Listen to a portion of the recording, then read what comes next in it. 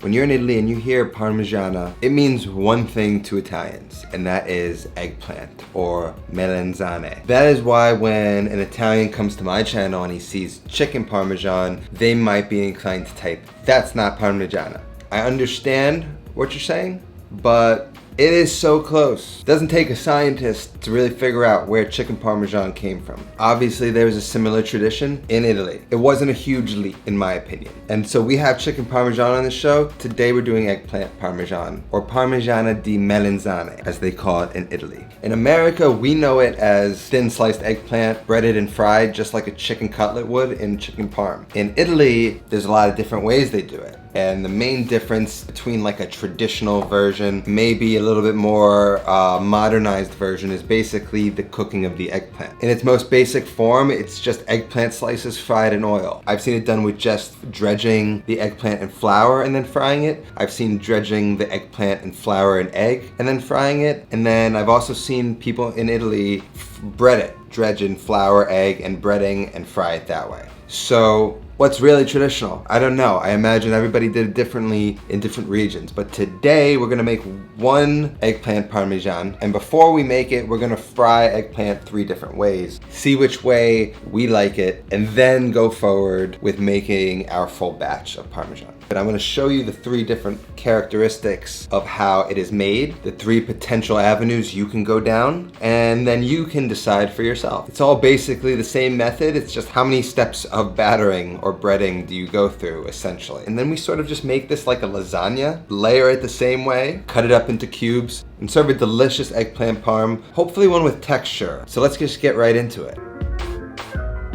What are you gonna look for? You're gonna look for shiny skins, smooth, shiny skins, nice green top, firm, but sort of has a little give to it. You don't want it to be like super soft. You don't want it to be hard as a rock. And the smaller they are, the less bitter, the less seeds they have. You can get the big ones, that's gonna be fine. Probably get like 2 or 3 of those for a big batch, but these little guys, I'm probably gonna use about 4 to 5 of them. I'm just gonna make a small batch that's probably gonna fit into here. Basically what we gotta do is get these sliced up into like long little cutlets, and then get these salted so that we pull out all the moisture so that we can get these nice and crispy when they fry. So first I just want to cut the top off, and then I'm just going to cut a little bit off the bottom just so it'll stand. Now there's like a little thinner area and then a wider sort of surface. I think I want the wider surface, so I'm going to start to slice it this way. I'm just going to cut a little nub off the end just so I can get some nice thin slices. And you're gonna go about 1/4 of an inch.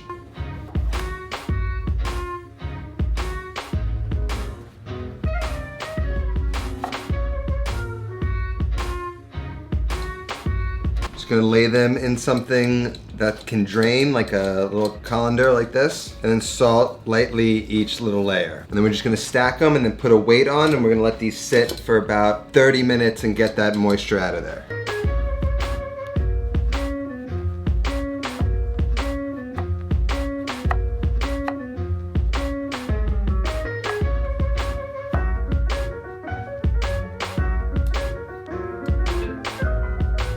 I just have some Tupperware filled with water.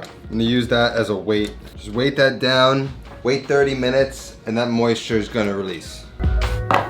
Gives us time to make a quick weekday sauce. Those are nice. You've seen me make weekday sauce before, so I'm just gonna get it on the stove started. If you wanna know how to make it in depth, there'll be a link down below.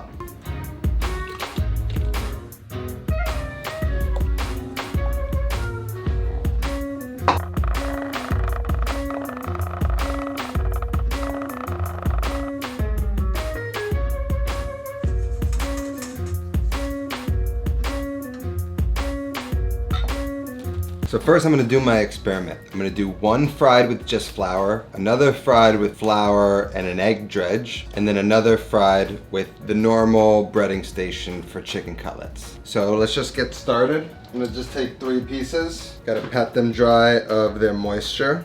Throw them in the flour. One's just flour and egg, and then the full breading station.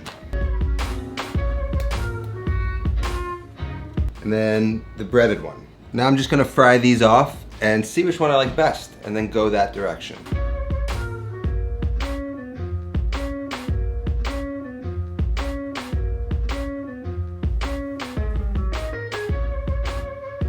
So major difference, right? The egg batter seems to be the least crispy, sort of like a franchise kind of thing going on here. The flour dredged is the second crispiest. It's probably the second most desirable texture to me. And then the breaded is like a little chicken cutlet. This looks more appetizing to me. My least favorite is probably the egg battered one. Let's taste it. It tastes good, it's just soft. The flour dredge has better flavor to me because it could brown a little bit. The eggplant dries out a little better. This is probably one I would go with if I wasn't gonna bread. It's actually delicious. And then let's taste this guy. That's the one that has crisp exterior with like a jello-y soft interior. That's exactly what I'm looking for in this kind of dish. So we're gonna go full on breading for our eggplant parmesan. So we got our eggplant here. We have to dry it.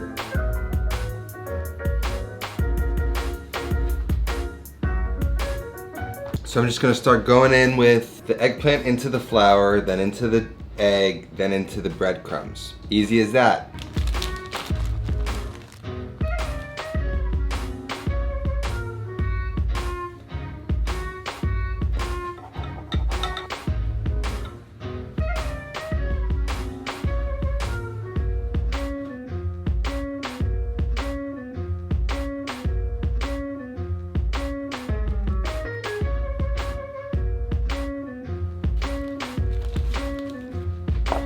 Now we just gotta fry all these guys into these things.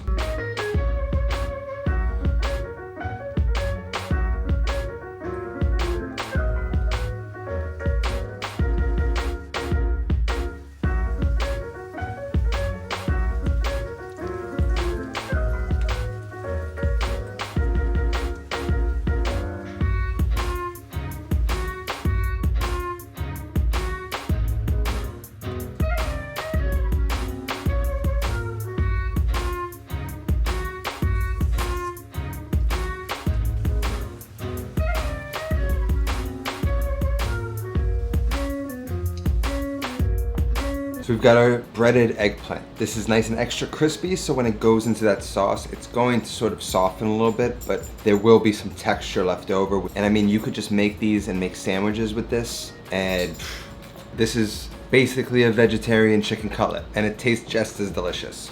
Now we're just gonna slice up some mozzarella. Our sauce is cooling. We're gonna put it all together right now. That's it. We got everything in place. Now it's just time to wrap it up and bake it.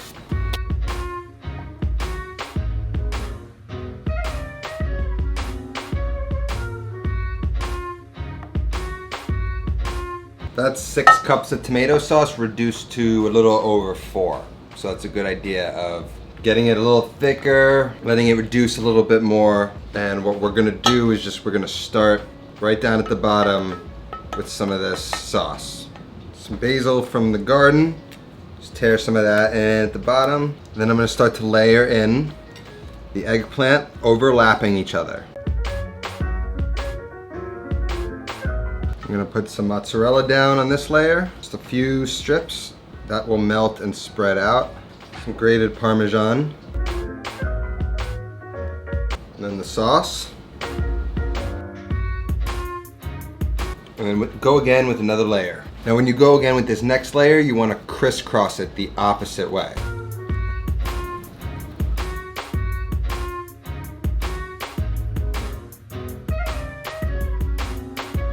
You just repeat that process over and over again until you get to the top.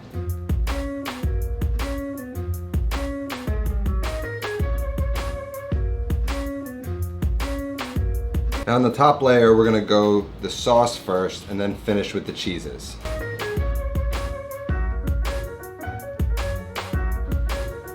And lots of Parmesan on top.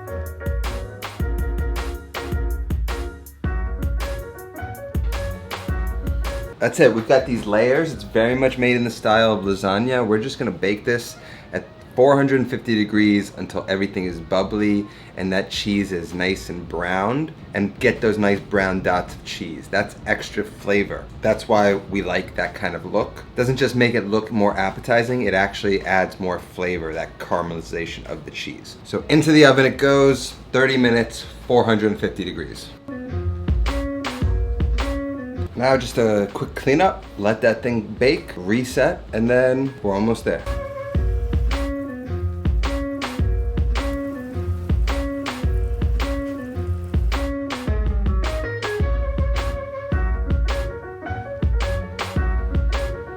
I took this out of the oven as soon as it got really nice and sort of crackly all around. Sort of wanted all that cheese to turn just a shade brown. Wanted all to get nice and toasty. That's kind of insane flavor right there. And then by letting it sit, all of that cheese inside has settled down, and it's gonna almost act as glue so that when we cut into it, it's not just gonna all run out and be loose. It's gonna stay together, it's gonna look beautiful, it's gonna have layers, and that's what we want out of an eggplant parm. Now, this was a choose your own adventure. I encourage you to try frying the eggplant different ways. See which one you like, and then that should be the way that you make eggplant parm. Don't worry about what's traditional, what's not. Whatever tastes better to you is the way you should make this. We're just gonna cut into this guy now, serve it up, and see how we did.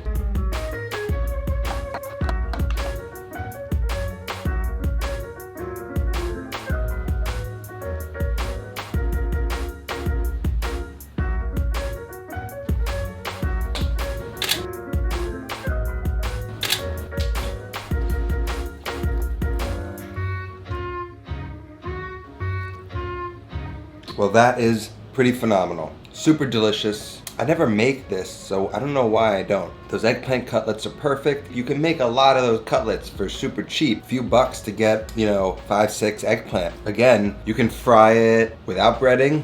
You could do the egg batter. You could do the breading. Make it to your specification, and it will be delicious. I promise you. I mean, just look at that. I just don't know what else to say. I'm too hungry, and it's too delicious.